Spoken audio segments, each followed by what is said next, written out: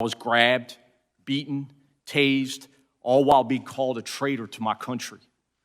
I was at risk of being stripped of and killed with my own firearm as I heard chants of kill him with his own gun. I feel like I went to hell and back to protect them and the people in this room. But too many are now telling me that hell doesn't exist, or that hell actually wasn't that bad. The indifference shown to my colleagues is disgraceful. Directly in front of me, a man seized the opportunity of my vulnerability. He grabbed the front of my gas mask and used it to beat my head against the door.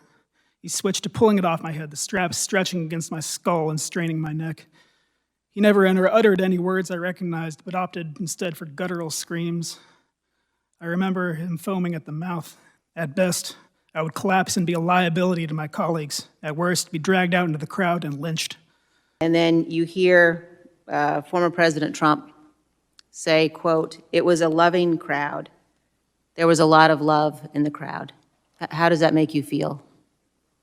I'm still recovering from those hugs and kisses that day that he claimed that so many rioters, terrorists, were assaulting us that day. If that was hugs and kisses, then we should all go to his house and do the same thing to him. More and more insurrectionists were pouring into the area by the speaker's lobby near the rotunda, and some wearing MAGA hats and shirts that said Trump 2020. I told them to just leave the Capitol, and in response they yelled, "No, man, this is our house. President Trump invited us here. We're here to stop the steal. Joe Biden is not the president. Nobody voted for Joe Biden." I'm a law enforcement officer, and I do my best to keep politics out of my job. But in this circumstance, I responded, "Well, I voted for Joe Biden. Does my vote not count? Am I nobody?" That prompted a torrent of racial epithets.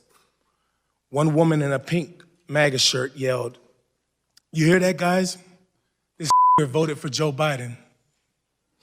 Then the crowd, perhaps around 20 people, joined in screaming, "Boo! No one had ever called me a while wearing the uniform of a Capitol Police officer.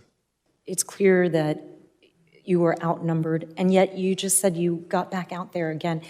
Tell me what's worth all of that pain? What was worth it? What were you fighting for that day? Democracy. You guys may individually feel a little broken. You guys all talk about the effects you have to deal with, and you talk about the impact of that day. But you guys won. You guys held.